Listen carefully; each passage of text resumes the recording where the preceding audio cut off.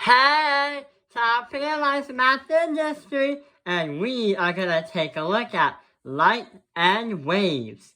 But hang on, how do light and waves have to apply in chemistry? Why are we doing this in the first place?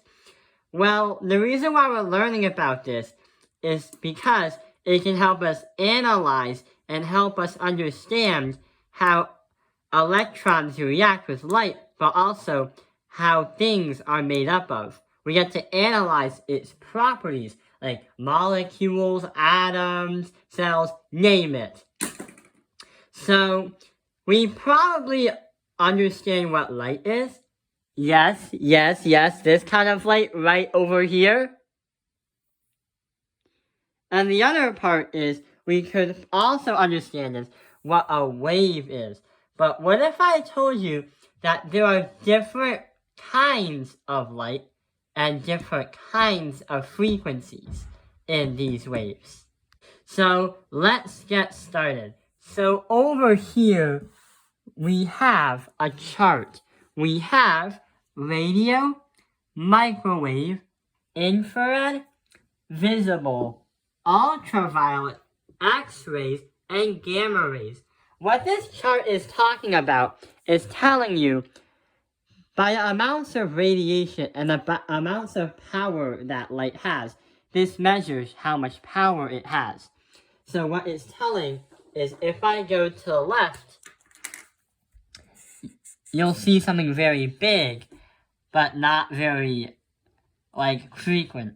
If you go to the right, you won't see a lot, but it is very frequent. How can we explain this?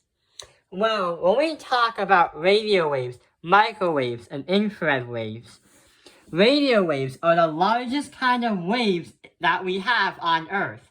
That's why we get something like, oh, the radio stations on TV. And that's why we also have, sometimes on those clocks right over here, they detect radio waves. So what it's saying is that these radio waves have very big waves. Then we hit the microwave, which is similar to those microwaves in the kitchen. They get a little bit smaller, but still really big. Infrared waves are still kind of big, but we're going to discuss about infrared waves later. But as we get to the visible part, the waves do stay the same, but they get smaller and smaller. As we get to ultraviolet, they get closer, closer, closer, closer, closer, and eventually, when you hit the gamma ray, they're very, very close, but it's very, very frequent. If you get hit by a gamma ray or an X-ray, you're definitely gonna feel it, and a lot of radiation is gonna hit you very hard. This part is really, really powerful.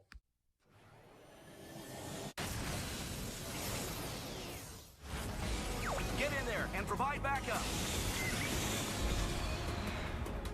Heads up, the enemy fleet's closing in on our position. Do a barrel roll.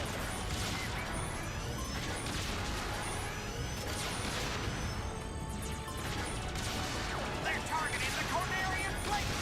So, did you know something about this chart? If you go to the left side, radio to infrared, the waves are very big, but they're very weak.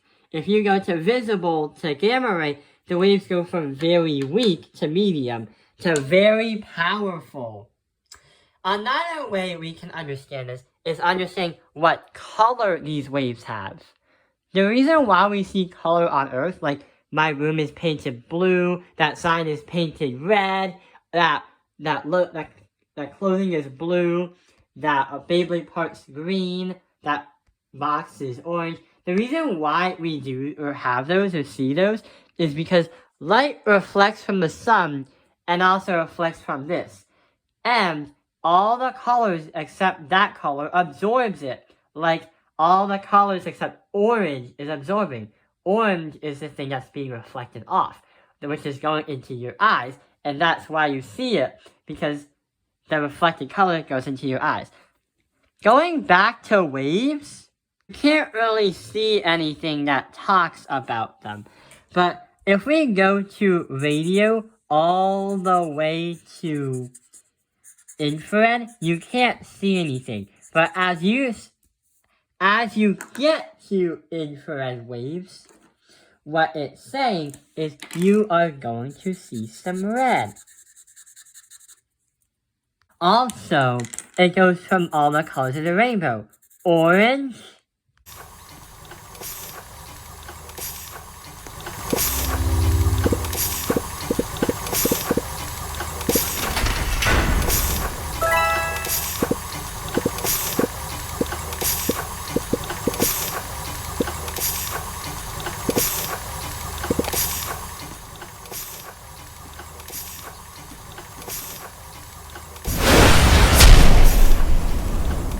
yellow, green, lime, dark green, turquoise, blue, and also purple.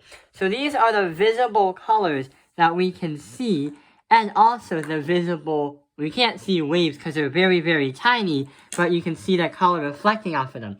After purple, you can't see anything. Now it's dark black again. But before infrared, you can't see anything because it's dark.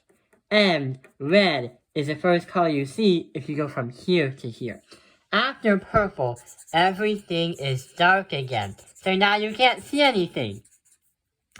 So we have all the colors of the rainbow that we see. We have something called Roy G. Biv. And it's red, orange, yellow, green, Roy indigo. I think this is indigo. Roy G. Biv. And violet. But hang on, we forgot about blue. Where's that blue marker? Oh, here it is. We forgot all about blue. So here's Roy G. Biv. We have the 7 colors of the rainbow. Not only that, did you know these 7 colors have their own frequencies and also their own how big the waves are? Let's use another graph. So let's compare all of the frequencies and all of the things that we have. So we already know that red is supposed to be on the left side, towards the radio side. So if you look here, what red's gonna look like is very big waves. And they're very, very weak, so it's not gonna be very, very powerful. Now, let's take a look at orange. Orange is still gonna be like that, but a little bit more powerful than red. Yellow, the same thing.